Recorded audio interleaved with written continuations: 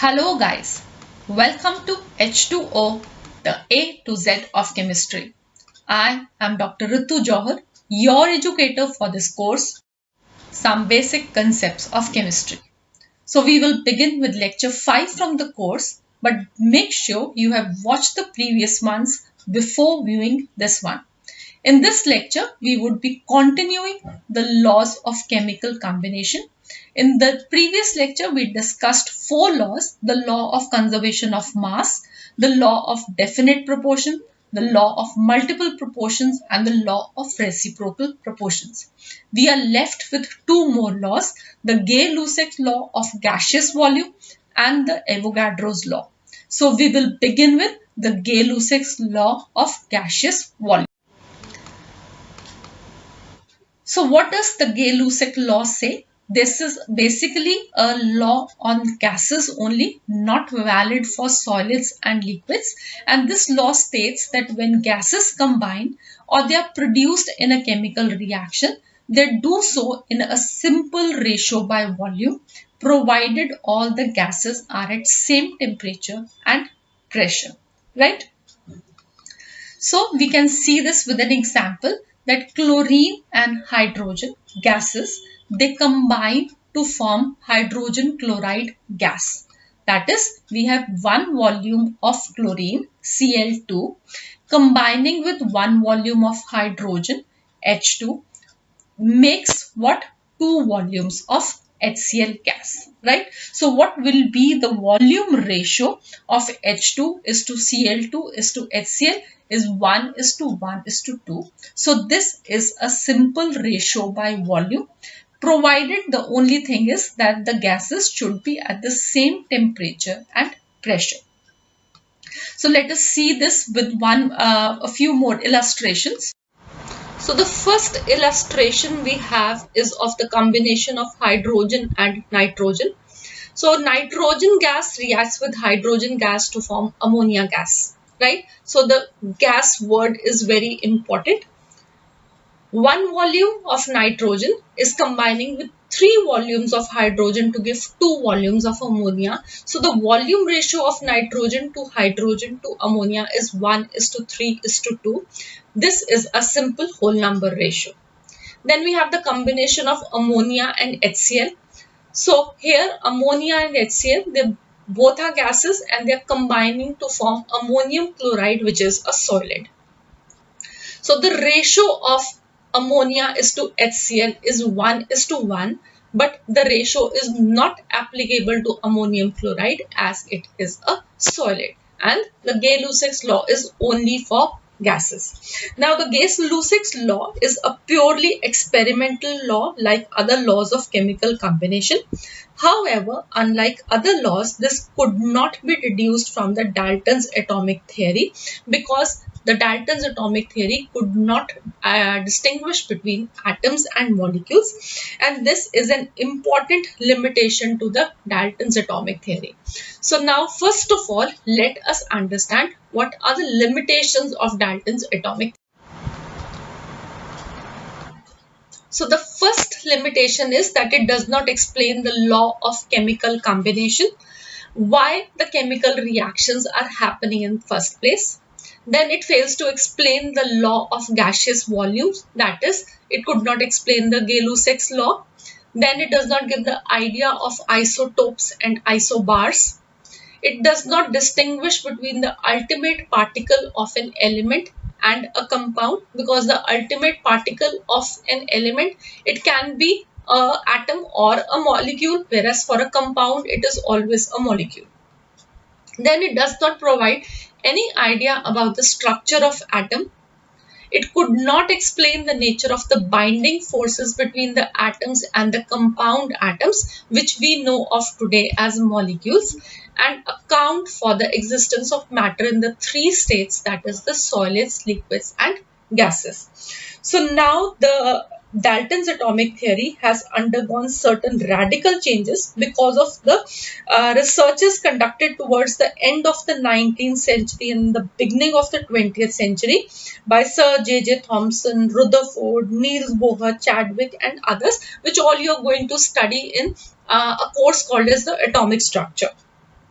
So because of these researches, the changes that the Dalton theory underwent is now known as the modern atomic theory.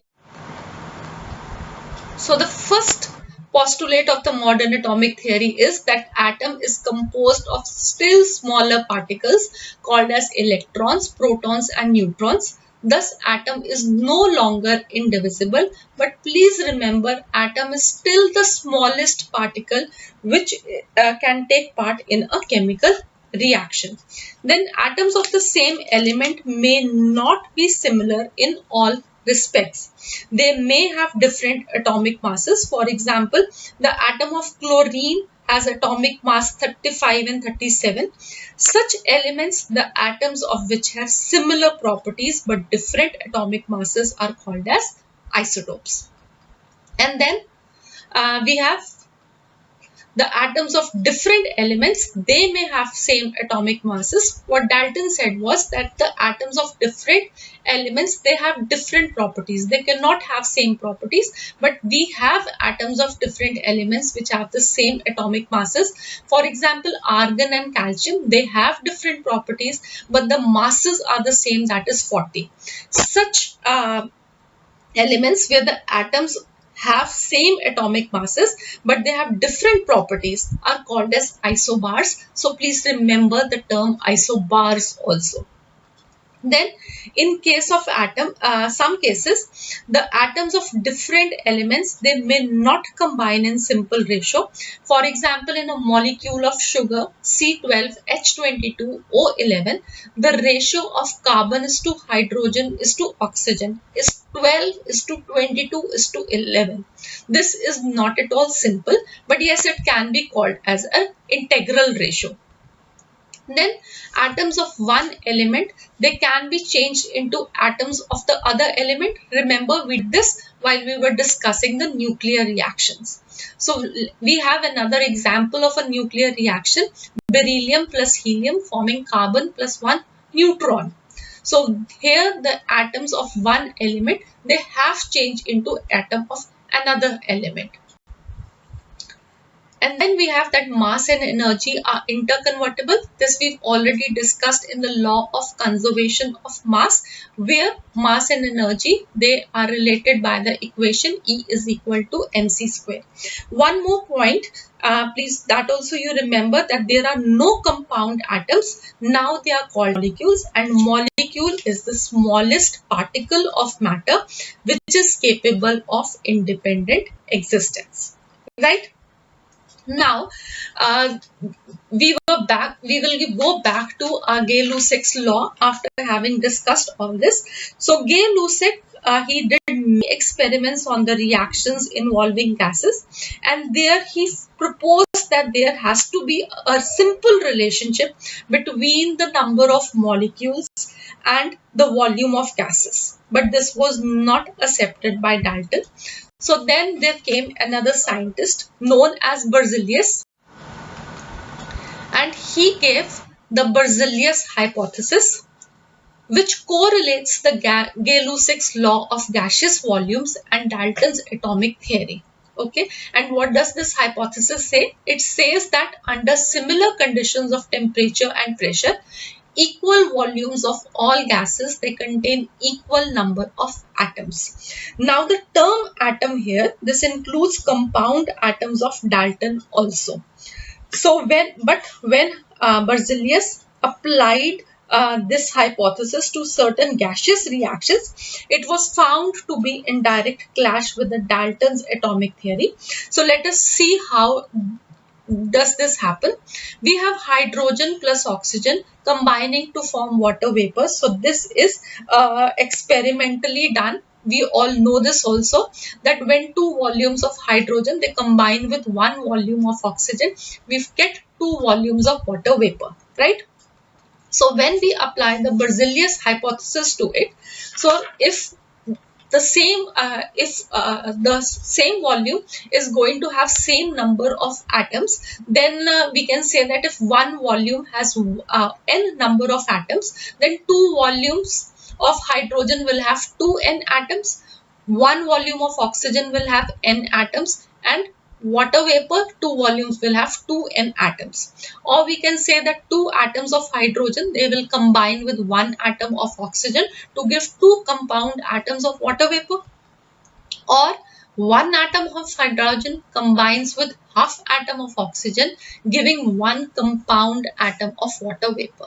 Now this is in direct violation of the Dalton's atomic theory, because according to Dalton, the atom is not divisible, right? So it cannot be divided further. So how half atom is going to react? So the very basis of the Berzelius hypothesis was rejected. Then we have the Avogadro's hypothesis. He was the person who solved the conflict between the Berzelius hypothesis and the Dalton's atomic theory by pointing out that matter consists of 2 kinds of ultimate particles, which are: first is the atom. It is the smallest particle that can take part in a chemical reaction.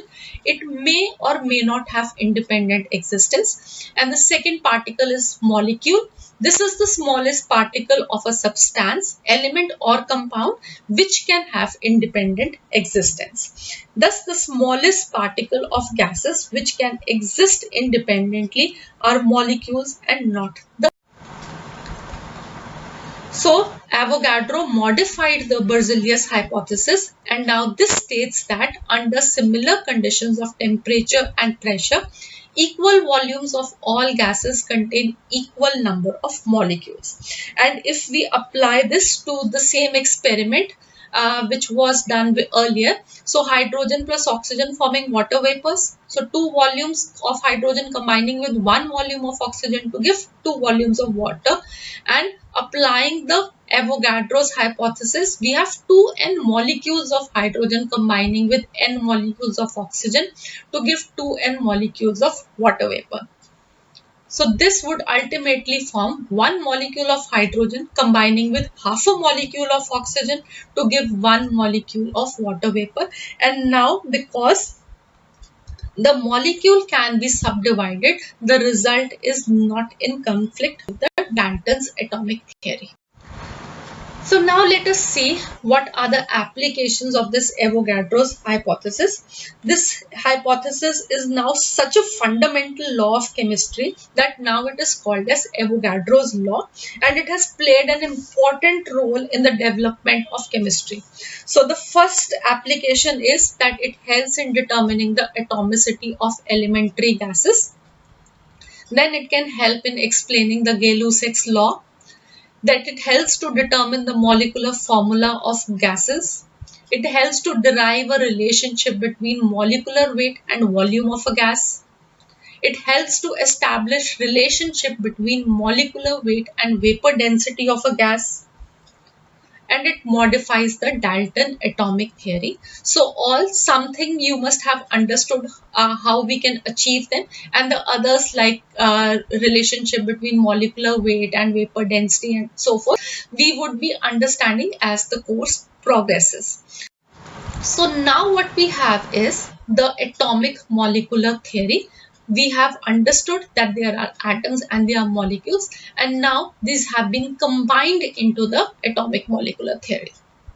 So the first postulate for this theory is that matter is made up of extremely small particles called as molecules, which have independent existence. The molecules themselves, they are composed of 2 or more atoms. The molecules of Nobel elements, they are an exception, which is they are composed of 1 atom only.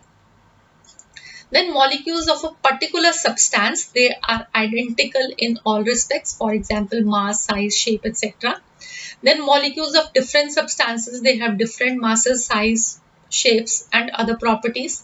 Molecular mass of a substance is the sum of the atomic masses of the atoms constituting the molecule. During a chemical reaction, the molecules of reactants break into atoms, which rearrange themselves to form new molecules of the product. So this is all for this lecture.